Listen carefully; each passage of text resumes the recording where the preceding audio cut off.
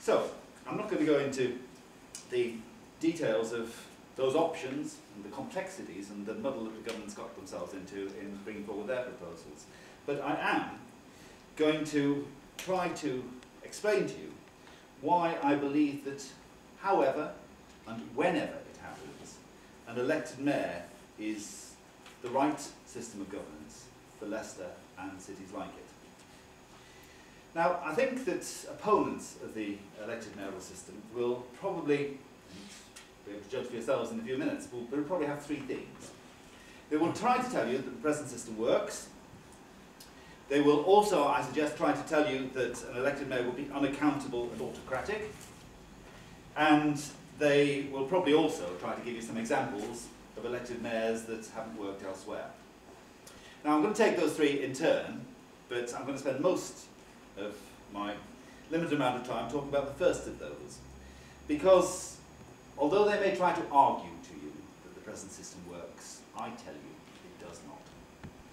I was council leader for a number of years under a rather different system from the one we have at the moment, but I have seen it from the inside.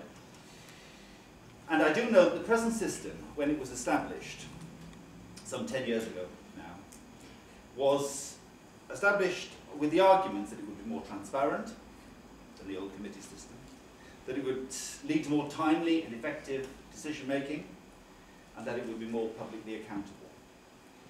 Well, frankly, it has proved to be none of those three things.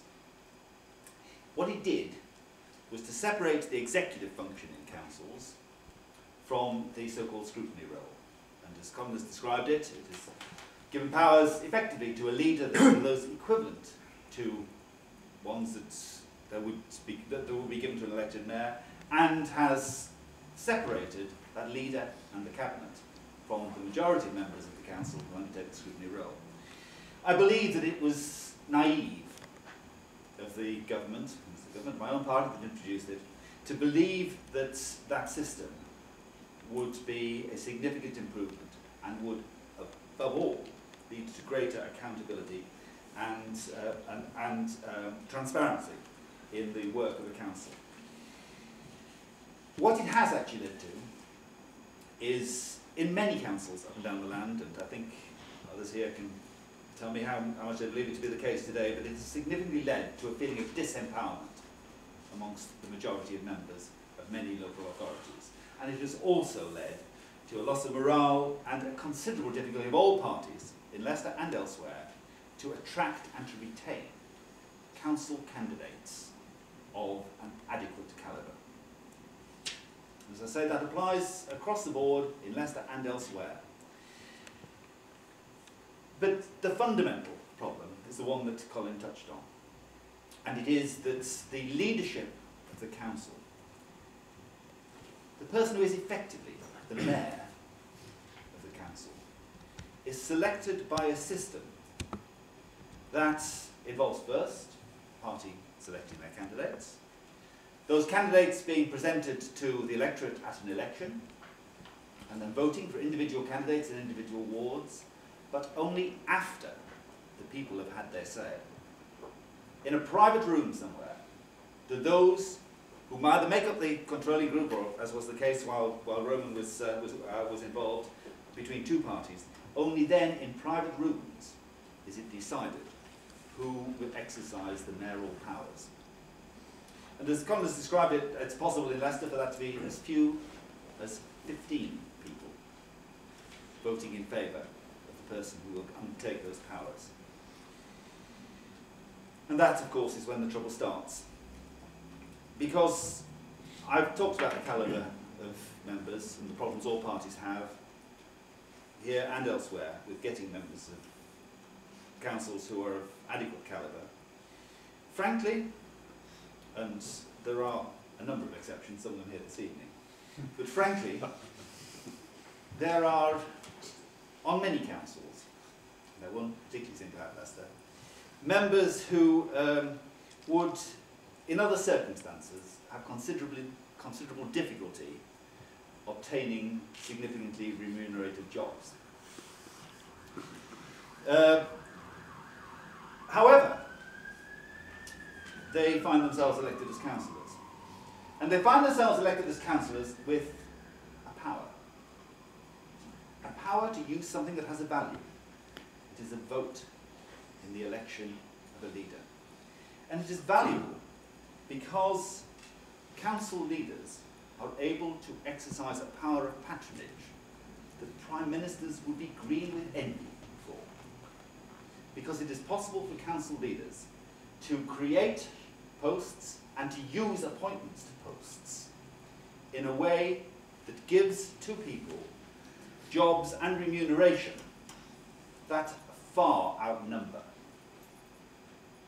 the votes that are needed to get themselves elected as leader in the first place and re-elected the next time the annual meeting comes around, or, as will be the case in future, the meeting comes around every 4 years. The fact is that in Leicester, for example, a cabinet member with their basic allowance on top of it gets about £22,000, a bit more than that. There are lots more jobs as well on offer, very significantly at the leader's gift. There are jobs on outside bodies, the police authority, well paid, the leader's patronage. It adds up to far more than those 15 that are needed, and it is used. And it is used ruthlessly in many councils to ensure that the candidate, the leader who is best able to use it, is actually able to get the votes in return. Now frankly, if I, as an MP, was to turn to my electorate and to promise them that I would give a job and remuneration to everybody who would vote for me, you would think me mad. But that is in fact the way this system works.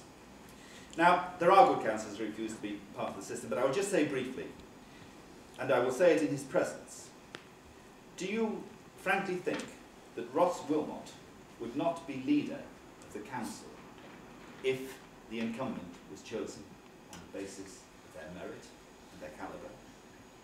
Frankly, they would not. Now, I've said there are two other things. I'll go through very quickly and come back to them in questions. Accountability. Frankly, council leaders, elected mayors, same accountability, have to go to the council, have to get their budget through, they have to get their strategic plans through. No difference at all there. The idea that it hasn't worked elsewhere is frankly absurd. It has worked elsewhere. Just look at what elected mayor in London has been able to achieve. Just look at the fact that electorates have returned mayors, albeit the mayor stood originally with the label of being the town football club mascot, but nonetheless they have proved to be effective, or Robocop. He's proved to be effective and been re-elected. What I'm saying is that Leicester and cities like it deserve a governance system that is fit for the 21st century.